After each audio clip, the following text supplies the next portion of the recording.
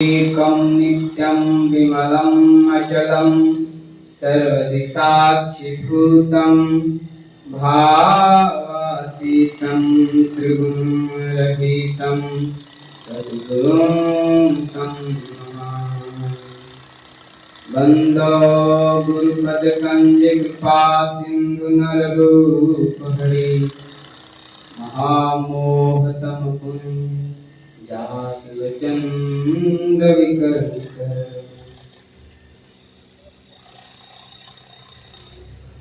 अव्यक्त रूप में विराजमान संसद जी महाराज के चरणों में कोटि कोटि नमन। अव्यक्त रूप में विराजमान पूज्यपाद गंगाधर बाबा के चरणों में कोटि कोटि नमन। तीर्थों को भी पवित्र करने वाले मुद्द मंगलमय संत समाज के चरणों में भी कोटि कोटि नमन। आश्रम स्थित समस्त ब्रह्मचारियों को मेरा नमो नारायण।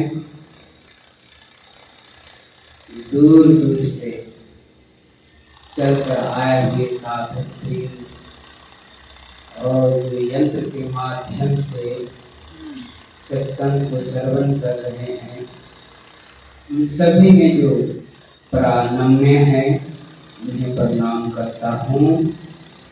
जो आशीर्वाद के योग है उनके शुभ कामना के लिए गुरु महाराज से प्रार्थना करता हूँ।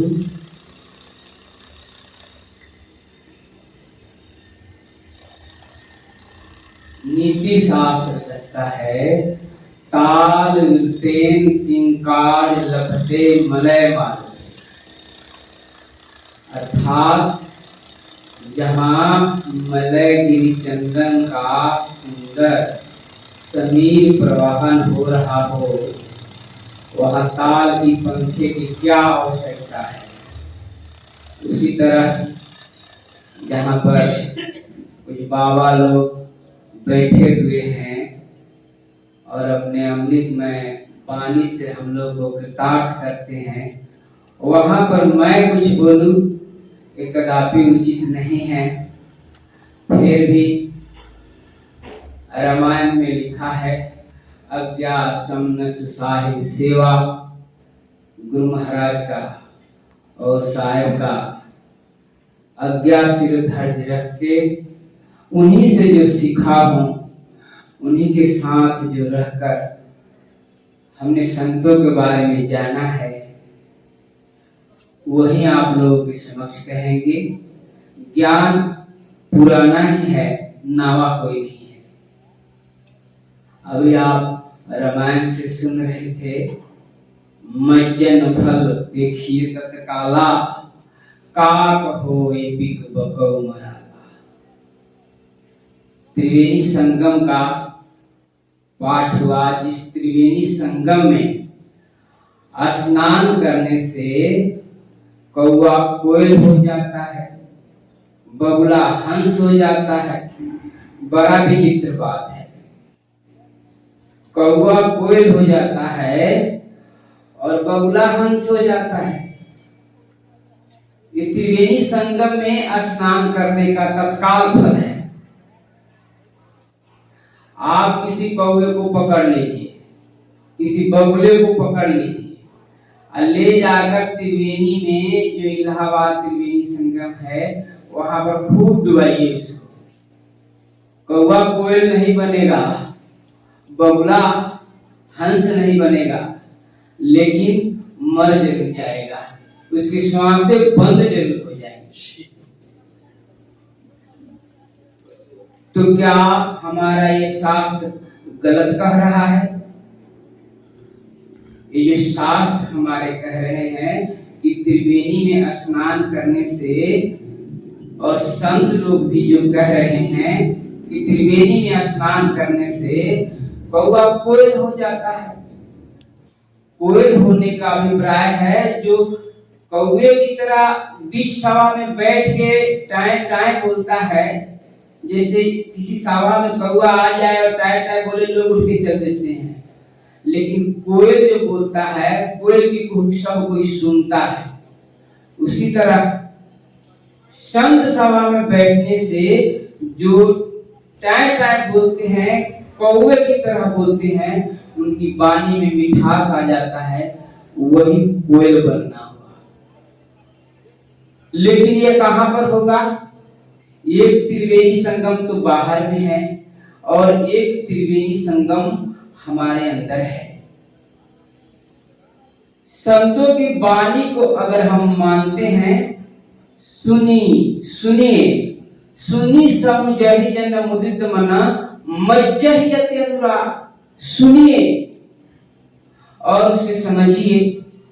सुन लिए और समझेंगे नहीं तो बात को आपके हृदय में उतरेगा नहीं। तो सुनिए, पहले सुनिए, फिर समझिए और समझने के बाद उस पर मनन कीजिए। जो बात अच्छा लगे उस पर चलिए, तब जो ज्ञान होगा उसे अनुभव ज्ञान कहते हैं। संतों और रामायण की पाठ में, ग्रंथों के पाठ में हमें बताया जाता है कि हमारे अंदर भी एक त्रिवेणी संगम है। जैसे बाबा जी कल बता रहे थे, बाईं तरफ गंगा, दाईं तरफ यमुना और बीच में जो है सरस्वती की धारा है। लेकिन ये तीनों अभी अलग अलग है। इन तीनों का संगम जहां है उसे त्रिपुटी कहते हैं। जो साधक साधना के द्वारा अपने अज्ञान चक्र से पार करके, सहस्त्रदल कमल को पार करके त्रिकुटी में पहुंचता है और वहां पर जो स्नान करता है त्रिवेणी संगम में, उसका वाणी जो कौवे की तरह होता है वह कोयल बन जाता है, जो बगुला होता है वह हंस हो जाता है। लेकिन यह होगा कैसे? तो कहा संत की संग से। कबीर ने बड़ा सुंदर भजन गाया है, संतन के संग लाग रे तेरी अच्छी बनी। संत के संग करने से, अगर संत के संग नहीं करेंगे तो क्या होगा? दुष्टों के संग करेंगे तो क्या होगा? आप यहां से चले जाइए बाईपास तक, रास्ते में जैसे प्रवृत्ति के लोग मिलेंगे वैसे ही आपके मन में विचार होंगे। आप देख लेना, आप बैठे हैं, आपके बगल में कोई भिखारी होगा, उसके प्रति आपका क्या विचार होगा? कोई चोर होगा, उसके प्रति आपका क्या विचार होगा? लेकिन इस रास्ते के बीच में अगर कोई संत मिल जाए, कोई साधु मिल जाए, तो आपका विचार क्या होगा?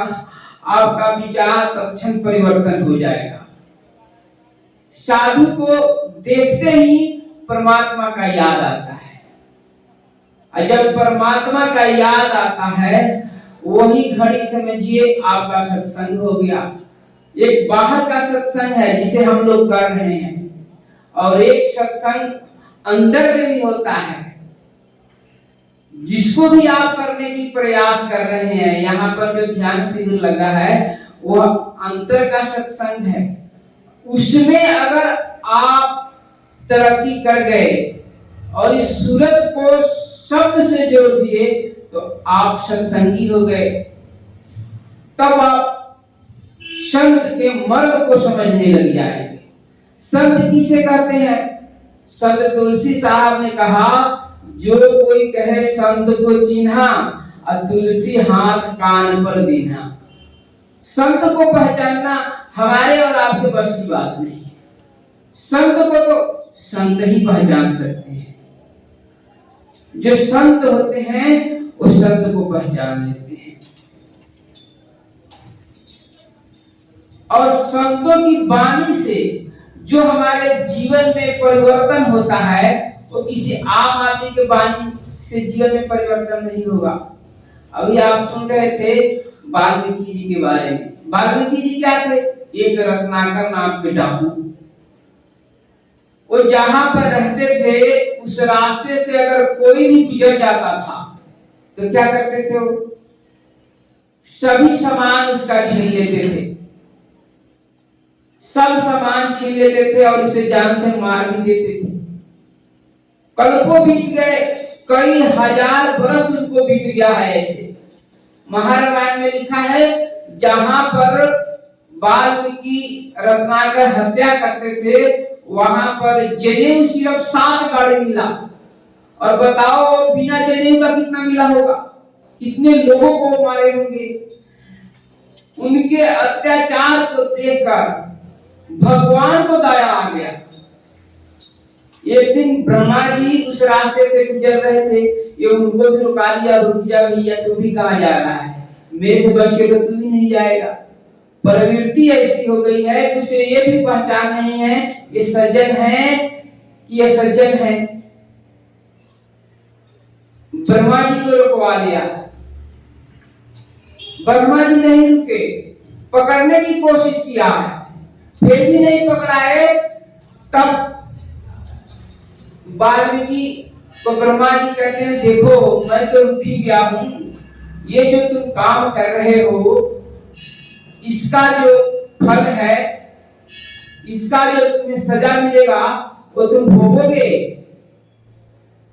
ये बताओ ये किसके लिए कर रहे हो। वाल्मीकि ने कहा, रत्नाकर ने कहा मैं अपने अपने परिवार के लिए कर रहा हूं, मैं आपको मारूंगा, आपसे जो धन मिलेंगे उससे संपत्ति उससे सामान खरीदेंगे और हम खाएंगे और हमारे साथ हमारे परिवार खाएंगे। ब्रह्मा जी ने कहा अगर आप इस पाप का भागी आप अकेले हो या आपका परिवार है, जब खाते हो लेकर पाप करते हो, इतने लोगों को मारते हो, इसे मारकर सभी परिवार तुम्हारे साथ में खाते हैं, तो इस पाप का भागी तुम्हारे परिवार भी है। रत्नाकर ने कहा हाँ जरूर है। भगवान ने कहा, ब्रह्मा जी बोले फिर ठीक है, एक बात ऐसा है तुम अपने परिवार से कुछ कराओ कि जो मैं पाप करता हूं, जो आपके लिए लोगों को मारता हूं, क्या उस पाप के भागी तुम लोग भी हो। अगर वो कहेंगे हाँ तो तुम हमारा सारा सामान ले लेना। रत्नाकर ने कहा भैया आप तो बहुत चालाक हो, मैं आपको छोड़कर चले जाऊं घर पर पूछने और आप यहां से रफू चक्कर हो जाएंगे। ब्रह्मा जी ने कहा नहीं ऐसा बात नहीं है, अगर तुम्हें विश्वास नहीं है तो तुम हमें इस वृक्ष में बांध दो और तुम जाओ पूछ कराओ घर वाले। एक बात और है, मनुष्य अपने लिए कोई पाप नहीं करता है, अपने जीवन के लिए कोई पाप नहीं करता। वेद में लिखा है हरि ओम केवलादो भवति, हरि ओम केवल दयो भवति। अर्थात जो मनुष्य अपने लिए और अपने परिवार के लिए जीता है वो सबसे बड़ा पापी है। और केवल दयो भवति अर्थात इसी पाप के जलाशय में मेरा मन मछली बना हुआ है। मैं जब इस शब्द को पढ़ा तो मुझे लगा ये बिल्कुल सत्य बात है। मनुष्य अगर लोगों का दिल दुखाता है, किसी का बेईमानी करता है, चोरी करता है, तो सिर्फ किस लिए, अपने लिए नहीं। आजकल तो मनुष्य ये परिवार का छोड़ दो, ये तो परिवार का तो बात ही मत करो, अपने पोते के लिए भी सोच लेता है कि मेरे नाती पोते भी खुशहाल रहे, इसके लिए इकट्ठा करता है, अपने जीवन भर के लिए नहीं।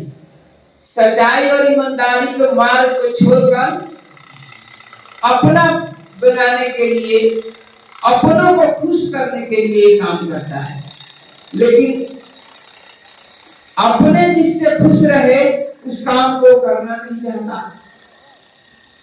वाल्मीकि जी वही किए। रत्नाकर दौड़ के गए, ठीक है मैं घर से पूछ कर आता हूं।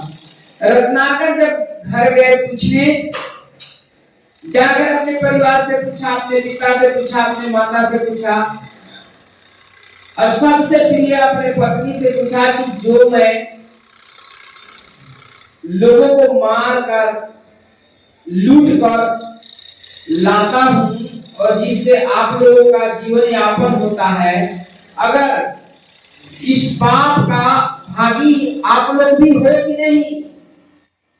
सबने कह दिया खट से, मैं क्यों होऊंगा इस पाप का भागी, मैं क्यों होऊंगा, मुझे क्या मालूम है आप चोरी करके लाते हो कि डका डाल के लाते हो, क्या करके लाते हो, मैं क्यों पाप के इसमें भागी हूं। पाप आप किए हो तो भोगो, आप करो, इसकी सजा आप ही को मिलना चाहिए, हमें क्यों मिलेगा। रत्नाकर का उसी समय उसके हाथ से कटार गिर गया, शर्म गया। अब वहां से वह न संत के पास आने में उसे बनता है और न वापस जाने में बनता है। वो करे क्या, सोचता है भगवान अब कहा जाऊं। फिर भी किसी तरह चल के रोता बिलखता ब्रह्मा जी के सानिध्य में आया और उनके चरणों में गिर गया है, प्रणाम किया है, कहा प्रभु जी मुझसे बहुत गलती हो गया, अब इस गलती से इतने पाप जो हम किए हैं, इस पाप से हमारा उद्धार कैसे होगा। ये तो इतना पाप हो गया हमसे कि अब 100 जन्म भी, कई जन्म हम करेंगे तपस्या तो भी नहीं उद्धार होगा, इसका कोई उपाय है।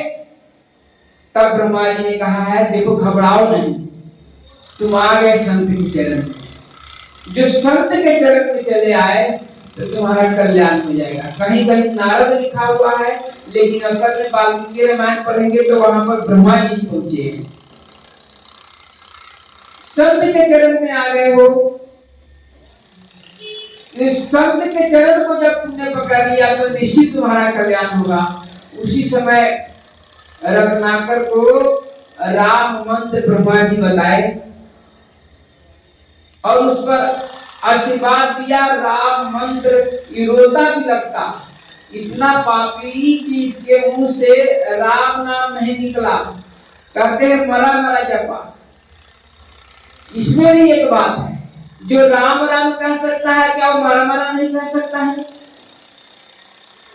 अगर आप 10 बार मरा मरा रखिए तो आपको लगेगा कि राम राम ही कह रहे हैं। राम राम कहते कहते उसका सूरत जब बीज से ब्रह्मांड में गया और सार शब्द की पकड़ हुई तो इसी को उल्टा नाम कहते हैं। सार शब्द की ध्वनि ऊपर से नीचे की तरफ आता है और वर्णात्मक नाम की ध्वनि नीचे से ऊपर गया और बाहर मुखारबिंद से निकल गया, बैठी बाणी से निकल गया। तो रत्नाकर शब्द के कृपा से रत्नाकर से क्या बन गए, वाल्मीकि बन गए। किसने किया एक कृपा, संत ने। नारद एक दासी के पुत्र थे, उनकी माता साधु महात्माओं को सेवा करती थी। नारद जब छोटे थे तब अपने माता के साथ जाते थे, अक्सर ही माता के साथ छोटे छोटे बच्चे जाते ही हैं। जब उनकी माता साधुओं को सेवा करे तो साथ में नारद जी सेवा किया था। एक जन्म में नारद ऐसे करते रहे, जब बच्चा को कभी लाइएगा संग में, साधु का संग में, तो देखिएगा वो बच्चा कहेगा हम भी साधु बनेंगे। आजकल तो साधु का दुरुपयोग भी बहुत है। आप चले जाइए प्लेट में बैठ जाइए, एक माई का बच्चा रो रहा था, क्या कहती है, चुप हो जा, चुप हो जा तो बाबा धर लेंगे। अरे बाबा कोई भूत है तो धर लेगा। कैसे शिक्षा देते हो बच्चे, बाबा कोई भूत है, चुप हो जा नहीं तो बाबा धर लेंगे। मैं माई क्या सिखाती हूँ बच्चे को, बच्चे को तो आपने ऐसा सिखा दिया, यही बच्चा अब कभी किसी साधु के पास जाने से पहले ही डरेगा तो ये सीखेगा क्या। आपने तो अपने संस्कृति को ही खराब कर दिया। आजकल लोग बड़ा खुश होते हैं जब कोई बेटा आ जाए, छोटा सा बेटा अपने डैडी को बोले गुड मॉर्निंग डैड, बड़ा खुश है, मेरा बेटा अंग्रेजी में बोलता है। लेकिन गुड मॉर्निंग का जवाब जानते हैं क्या है, गुड मॉर्निंग कहेगा नमस्ते, तो नमस्ते का जवाब क्या है, नमस्ते। और शास्त्रों में लिखा है आशीर्वाद पाने से 4 चीज मिलते हैं। आदमी को 4 चीज बढ़ता है जो सही तरह से पा देता। कौन कौन सा,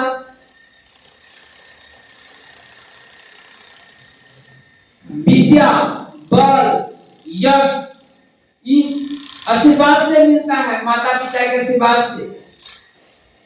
लेकिन हम माता पिता क्या करते हैं, गुड मॉर्निंग में प्रसन्न है। मैं कहा मैया अगर आप रामायण को पढ़ी है, रामायण को अध्ययन किया है, तो रामायण में लिखा है प्रातः काल उठी के रघुनाथा, माता पिता गुरु ना वही माथा। भगवान राम भी उठ के अपने माता पिता के चरणों में माथा टेक के प्रणाम करते हैं। माथा टेक के प्रणाम करने से आप किसी को बोलिए प्रणाम, तो इसका जवाब क्या है? कोई कहेगा खुश रहो, कोई कहेगा आनंद रहो, आनंद से रहो, चिरंजीवी हो। प्रणाम का आंसर ही खुश रहो है कहना, और गुड मॉर्निंग का आंसर गुड मॉर्निंग है, नमस्ते का आंसर नमस्ते ही है। तो भैया आपने संस्कृति तो पहले ही खराब कर ली है, और साधु को देखकर बच्चे को बता रही है कि बाहर चुप हो जाने तो बाबा थालेंगे। बाबा से सीख लो, बाबा की बात को समझो, तो हम बाबा का बहुत उपयोग होता है। लेकिन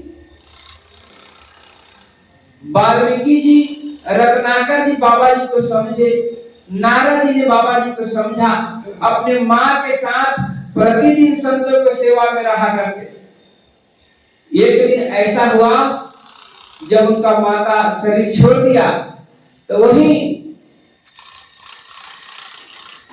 नारद शिक्षा ग्रहण किए और साधन करके, संतों से जुगती जान के साधन करके और भगवान का दर्शन किए। एक बार दर्शन किए, लेकिन वो पूर्ण दर्शन नहीं हुआ। नारद भगवान बेचैन हो गए, भगवान से विनती किए। एक बार रो रहे थे, ध्यान में बैठे थे, लेकिन फिर दर्शन क्यों नहीं हो रहा है?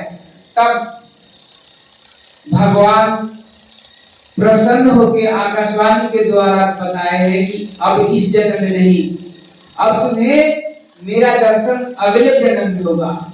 ये किनसे हुआ? संत के दर्शन। संतों की लीला अपरंपार है। एक बात जिसे हम भगवान महावीर को तीर्थंकर कहते हैं, उनके जीवनी में पढ़ेंगे तो सबसे पहले वो एक संत को केवल 5 मिनट तक देखते रहे, बस यही संस्कार उनके ऊपर पड़ा, मानव शरीर मिला। फिर दूसरे जन्म में एक संत को भोजन कराया है, उस संस्कार की वजह से फिर उन्हें मानव जन्म मिला। फिर एक जन्म में जा रहे थे, लुटेरे बने हुए थे, रास्ते से एक संत जा रहा था, रेगिस्तान था, रेगिस्तान में बालू का रेत गर्मियों में जल रहा है, और उसमें एक संत जूता पहने हुए जा रहे थे, और इनका काम था कि जो कुछ भी आए वो छीन लेना।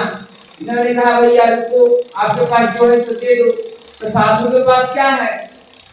साधु गांठ नवान नहीं, उधर भरे तो ले, दाएं बाएं हरी खड़े, जब मांगे तब दे। साधु के गांठ बांधते रहे, उनके पास कुछ था नहीं, कहा मेरे पास तो कुछ नहीं है।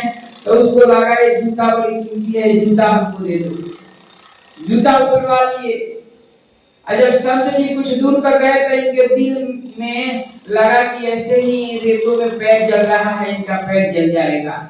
दौड़ के गया और उनके चरणों में जूता पहना दिया और माफी मांगा कि महाराज मैं माफी कर दो, क्षमा कर दो। इस पुण्य के प्रताप से अगले जन्म में संतों की संगति हुई। उससे अगले जन्म में उन्होंने संतों से शिक्षा लिया और साधन भजन करते करते 21वें जन्म में तीर्थंकर कहलाए, भगवान महावीर बन गए। संतों की धारा अपरंपार है। यही है मज्जन फल पेटिए तत्काला काम होई बहु मराला। संत के वचन को सुनो, समझो और उसको मनन करो। अब मनन जब कर लिए तो उसका निधिध्यासन करना, अर्थात उनको उस पर चलने की प्रयास करो। जो चलते हैं उस पर वो वही बन जाते हैं। जो संत होता है, जो गुरु होता है, वो शिष्य नहीं बनाता, गुरु तो गुरु बनाता है। संत तो संत बनाते हैं, संत कभी शिष्य नहीं बनाते। जो संत के सानिध्य में गए, संत की सेवा किए, वो संत ही बन गए, शिष्य नहीं बने। शिष्य तो हम अपने को मान बैठे हैं बस। संत के सानिध्य में, संत के साथ रहने मात्र से, संत के संग से जब दरवही दीन दयाल राघो साधु संगति पाई, जे दरस परस समागम आदि पाप राशि नसाई। जब भगवान प्रसन्न हो जाए, खुश हो जाए, तब आपको क्या देंगे? साधु संत का दर्शन। भगवान प्रसन्न होकर अगर कुछ दे सकते हैं तो संतों का संग, दर्शन। भगवान आज तक किसी भी शास्त्र में ऐसा नहीं लिखा कि भगवान ने किसी को मुक्ति प्रदान कर दिया, किसी को अभय दान दे दिया। ऐसा किसी शास्त्र में हमने नहीं पढ़ा है। कहीं आप पढ़े होंगे तो हमें बता दीजिएगा। किसी भी शास्त्र में ऐसा लिखा नहीं कि भगवान ने उसे मुक्त कर दिया, अभय दान दे दिया। अगर अभय दान कोई दिया है तो संत सदगुरु है। संत सदगुरु ही सबको अभय दान दिया है।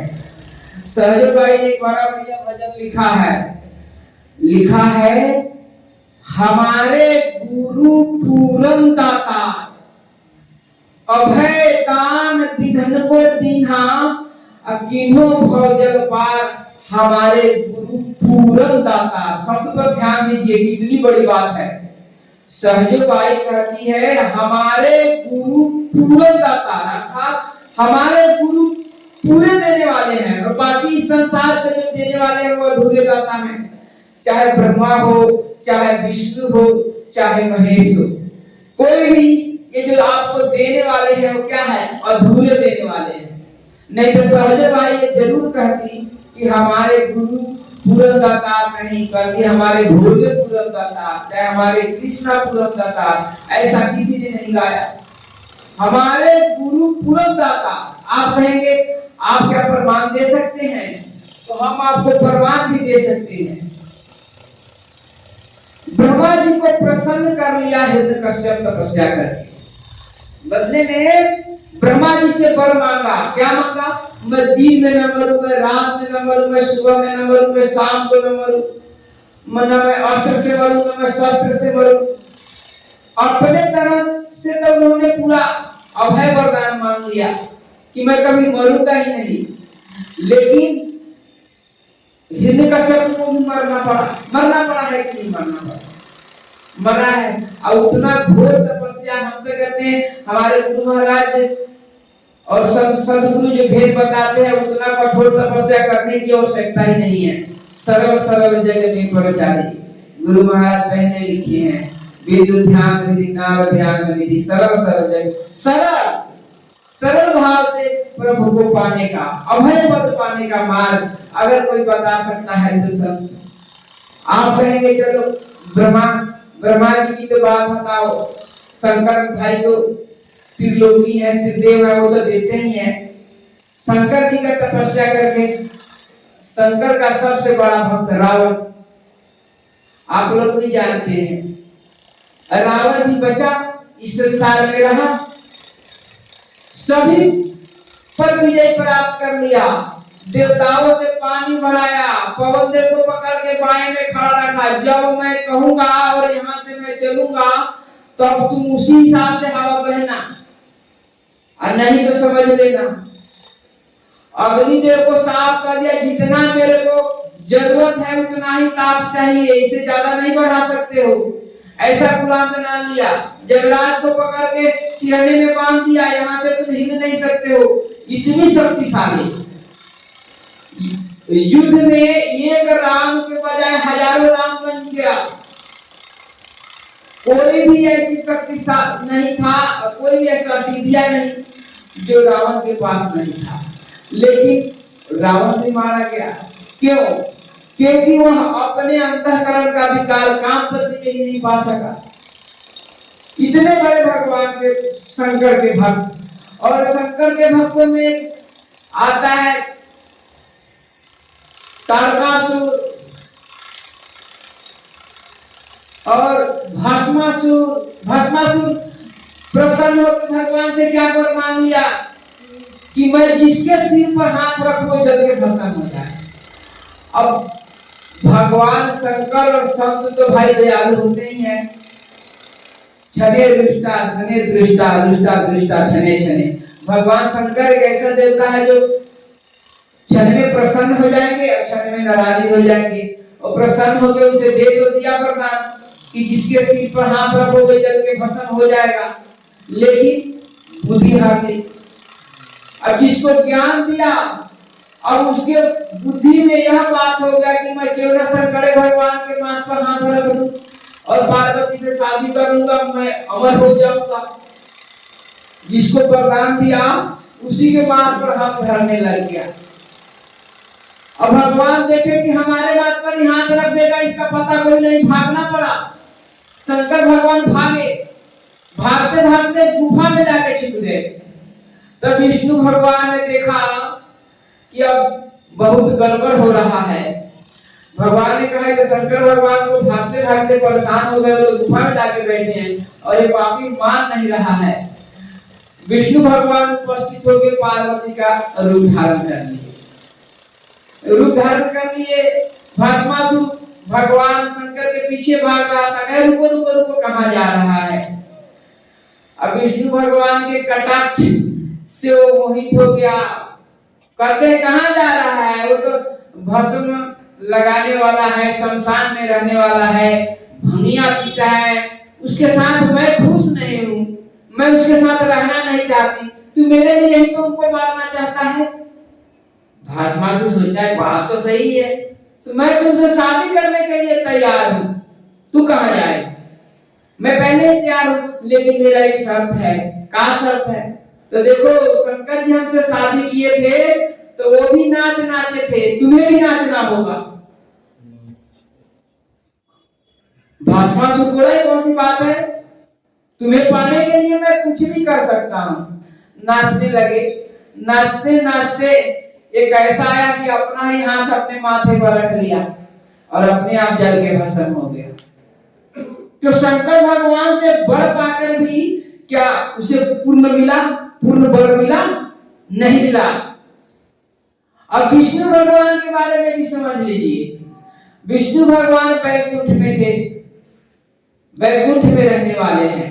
बस जब हिरण्याक्ष दिग्विजय करते करते बड़ा पुराण में पढ़ेंगे तो मिलेगा, जब हिरण्याक्ष दिग्विजय करते करते वैकुंठ में चला गया, जब वैकुंठ में चला गया तो भगवान विष्णु ने देखा अरे ये पापी तो यहां भी चला आया, अब क्या करें। भगवान ने कहा अगर इस जगत में मैं कहीं भी भाग के जाऊंगा ये पापी वहां भी चला जाएगा।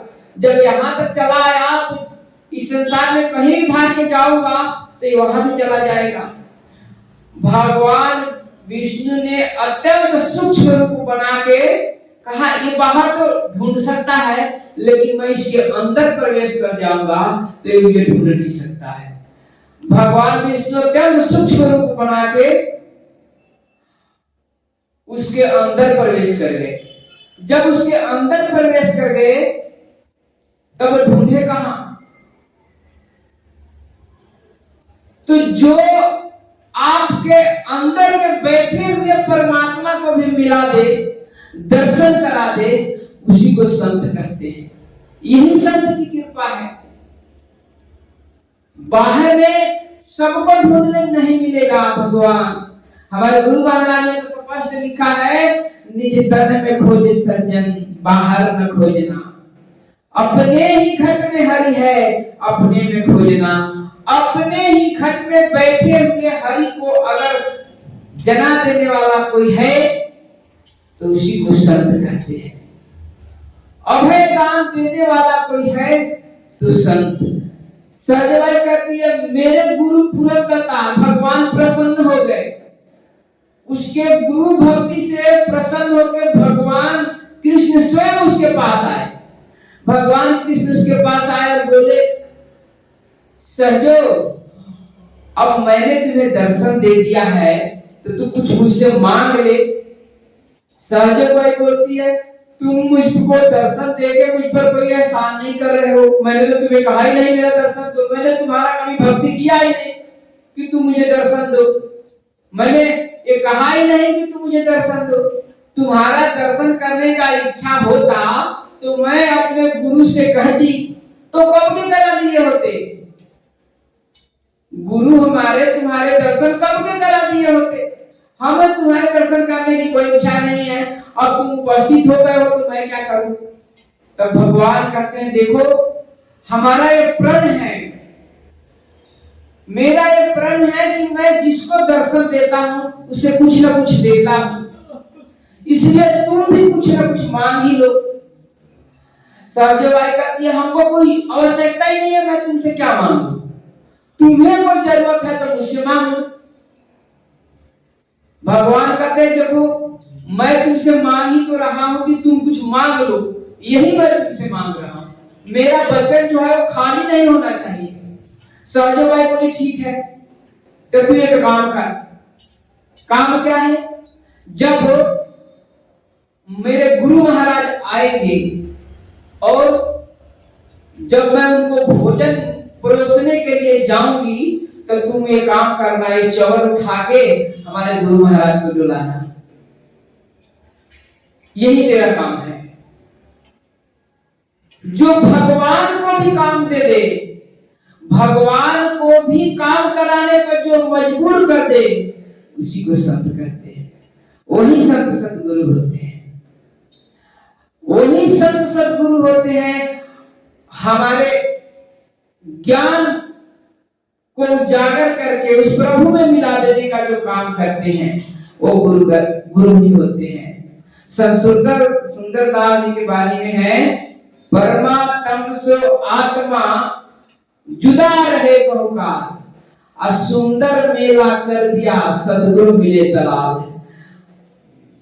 ये वो दलाल नहीं जो इधर से पैसा ले लिया उधर से पैसा ले लिया जमीन लिखवा दिया चलो भैया, ये वो दलाल नहीं। सदगुरु को सुंदरदास जी ने वो दलाल बताया, हम जितना मर्जी भजन कर ले, जितना मर्जी जोर लगा ले, लेकिन जब तक उनको बताने वाला सदगुरु हमारे साथ नहीं है तब तक हमारा पूर्ण कल्याण नहीं हो सकता। सदगुरु उस परमात्मा से मिलाने वाला दलाल नहीं है, हमारे लिए दलाली करते हैं। क्यों? क्योंकि ये हमारा बेटा है, आपका बच्चा है, तड़प रहा है, तड़फड़ा रहा है, इसको अपने गोद में लो प्रभु। ये आ गया है आपके पास, आना चाहता है, बिलख रहा है, रो रहा है, इसे अपनाइए।